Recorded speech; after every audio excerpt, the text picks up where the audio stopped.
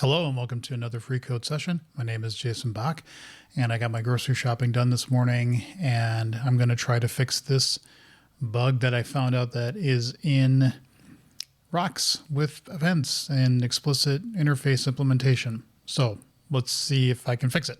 Okay, so let's come over here and do the name of event generator tests. And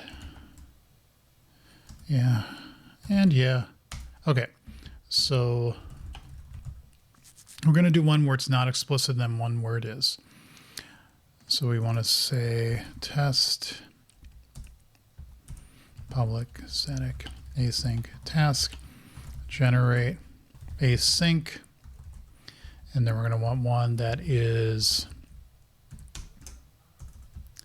if I can brace correctly, generate with explicit members async. Okay, so let's do all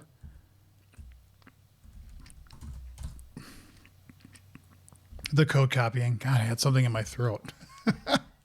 Let's do the copying of code. So we're going to just do this interface because it's all we care about. Now let's see what that does. So we're going to do event. I have events because I can't come up with anything else better. We're going to say I have events, and then we're going to do the we don't know, and let's do that one first. And I believe I have to undo some things, and I'm going to take this off for now. Rock make generator G, and I think that I think it's just the attribute that if you reference it from another project, that's what triggers it. So we don't need to necessarily interface off. So we have that. Let's see what that does first.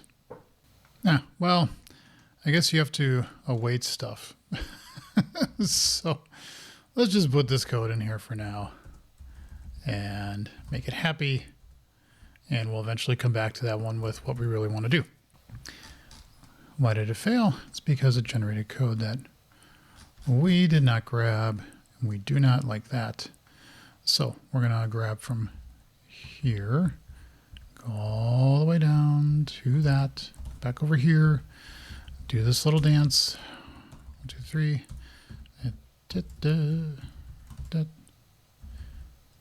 Yeah.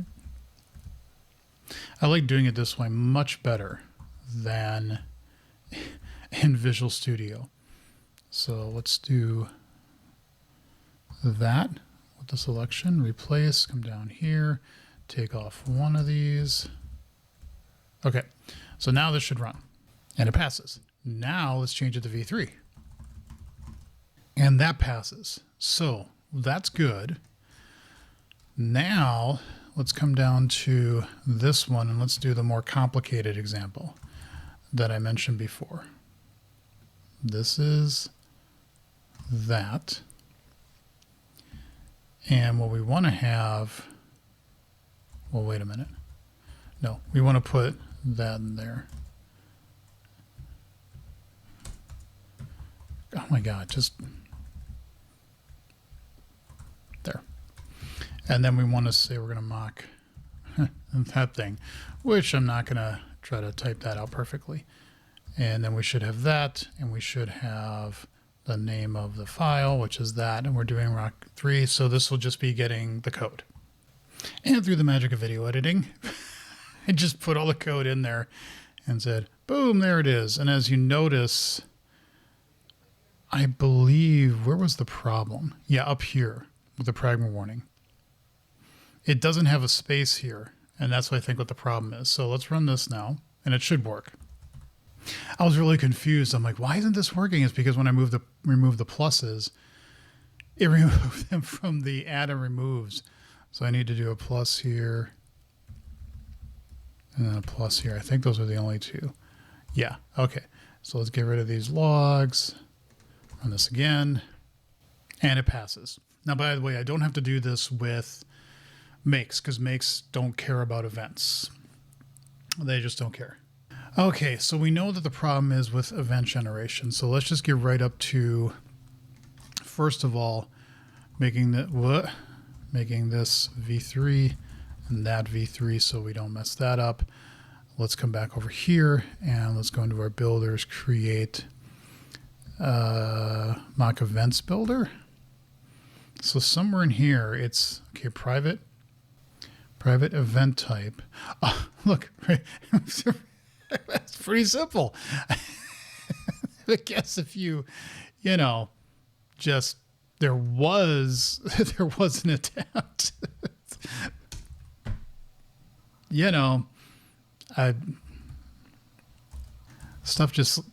Stuff like that just makes me giggle. So, and it passes now. Now here's the big test.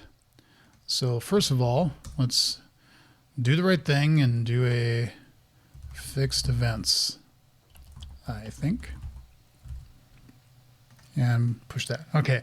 So now the big test is let's put in the reference to integration tests and see what that does. Oh, before I do that, let's just make sure that the current ones have, yeah, well, we'll keep the interface on this time, but we'll definitely not have the attribute on it. Okay, so now we're going to come back up here. We're going to say add existing project. We'll go to integration tests. Let it suck up some CPU cycles. I think it's in a state. It's in a state. Let's see what happens. Let me just build. Well, a build succeeded. That's a step. Let's run all the tests now. And would you look at that? Would you look at that grand and glorious answer? None failed. Big step. Big, huge step. Huge. That's great. That's awesome. That's actually a very huge step. I can't think of another word. So I think I'm going to cut this video a little short because this is a great ending spot, though there's still work to do. So what's coming up next? So we did this and we did that. And that really is not that big of a deal because that was the only thing. By the way, I saw in a previous episode, 464, that I mentioned talking about caching the type reference models, their creation, because it's possible you could have a string made that you've already done before. Now, on the one hand, this sounds really nice, right? Because you could say I'm referencing type A, and if I've seen that before within the scope of a incremental generation, that's okay.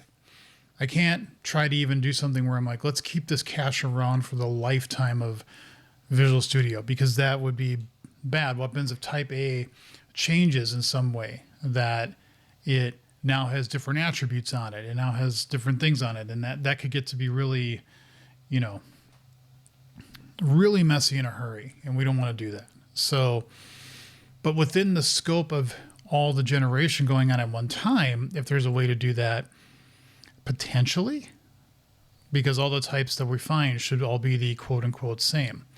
And so there's no point in having to redo all like the strings over and over again, or whatever other types I've used within mock generation.